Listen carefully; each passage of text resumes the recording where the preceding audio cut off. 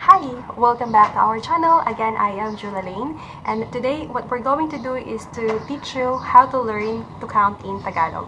And if you're new to our channel, there is a red subscription button below. Hit that one and the bell beside it so that we can easily send to you our newest updates or our newest videos. We're now reaching the 100 subscribers. Thank you! And shout out to Joy and Rance for helping me out with my social media accounts. Hi also to my cousins in Japan and in Batangas. So before we start, let's identify what's the difference between cardinal and ordinal numbers. So cardinal numbers is the numbers by quantity. It means bilang ng dami in Tagalog, while ordinal numbers is numbers by order. That means that it's bilang ng pwesto o pagkakasunod-sunod in Filipino. Now we're back to our regular lesson. So that means that we will also have a surprise question at the end of this video. Please bear with me when it comes to the backgrounds because I have like 16 chickens here. They have more than 20 chickens. And then we have a dozen dog and few cats and then just 4 ducks. So you just need to remember our Filipino words from 1 to 9 and you'll be good to go then. It'll be easier for you to remember our numbers in Filipino. I know that numbers are very crucial. Most of those who are going to study here in the Philippines or do some business here in our country. So I'm going to give you the Tagalog words that you need to remember so you can easily learn the Tagalog numbers or Filipino numbers. For tens, it's the Tagalog word labing, labin, or labim. So labim is an exceptional word for 7 or pito, like labim pito. So the difference between labin, labing, and labim is that if the single number starts with a vowel, you should use labing, like labing isa, labing apat. If the next single number starts with consonant, then you should use labin, like labing dalawa, labing tatlo. But the Filipinos won't mind you if you're going to use just one word for tens, which is the labing. So you can say labing isa, labing dalawa, labing tatlo, labing apat, labing lima. And for 20s up to 90s, just remember 20, 30, 40, 50, 60, 70, 80, 90. So we put at before the single numbers, but for us to shorten it, just connect it to 20s up to 90s like 20, isa, 30, isa, 40, isa. I just don't know if why those 20s up to 90s has this put or pu. Maybe because the Filipinos are very polite. For hundreds, you'll just need to remember the Tagalog word daan. For thousand, it's libo. And for million, it's million. And for tens, you'll just need to place the labin, labing, labim at the start before the count single numbers.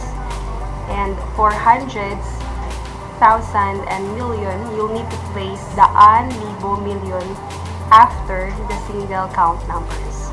Okay, then let's start counting and reading in Tagalog. You read it first, then I'll read it after you. Let's go!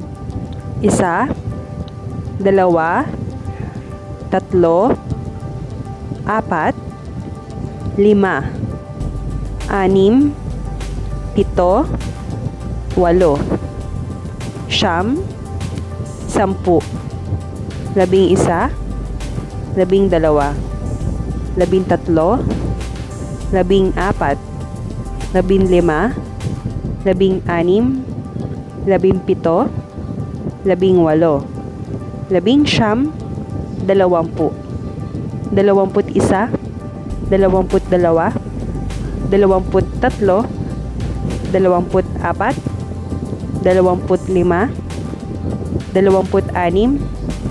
26,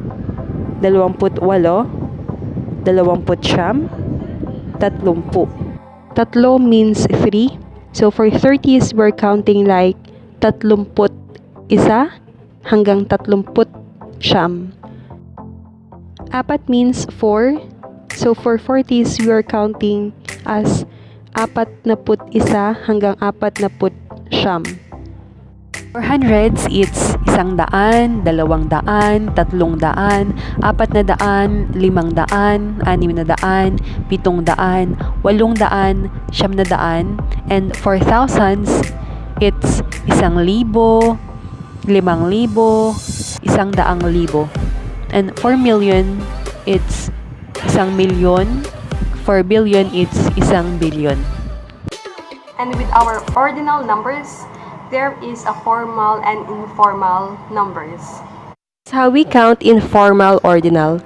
Una, ikalawa, ikatlo, ikaapat, ikalima, ika-anim, ikapito, ikawalo, ika-siyam, ika-sampu, ika-100, ika-1,000, ika-1,000,000, ika-1,000,000,000. We usually use the informal ordinal in our everyday transactions, and this is how we count. Una, pangalawa, pangatlo, pang-apat, panglima, pang-anim, pampito, pangwalo, pangsyam, pangsampu, pansandaan, pansanlibo, pansammilyon, pan-1,000,000,000. And I'm also going to give you some Tagalog words that you might encounter with our Filipino numbers or bilang or numero.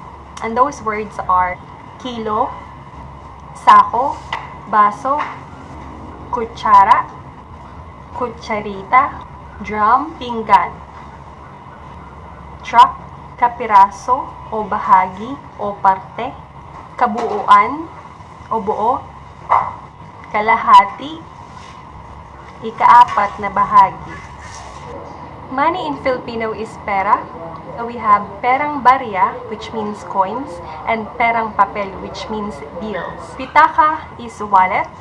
Resibo is receipt. Cheque is check. Bili means buy. And here are examples on how we translate these numbers into Filipino. That's 17. That's 531. That's 2,019. That's 1,000,000 at 100,000. And that's our lesson for today. Like what we're saying here, language is a tool of communication, no more, no less, so don't hesitate to learn about it. And don't forget to hit the subscribe button below and the bell beside it so we can easily send to you our updates and so that you can easily get the notification for it. And our surprise question for today is, how many chickens do I have and how many ducks do we have here? Thank you for watching. Have a good one. Bye-bye.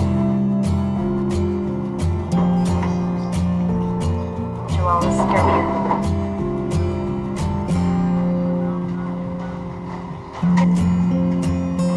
For the gills. Allah, Allah, Allah, Allah, Allah.